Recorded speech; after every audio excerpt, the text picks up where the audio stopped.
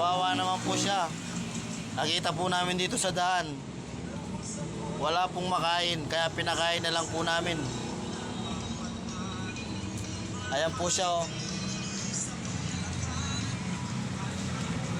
Sige, pagkakain mo, bibigyan pa kita ng pera.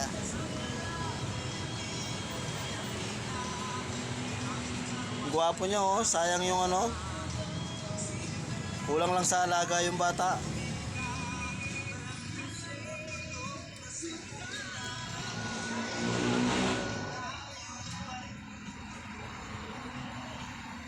Asan ba yung mga pamilya mo? Iniwan ka ng pamilya mo?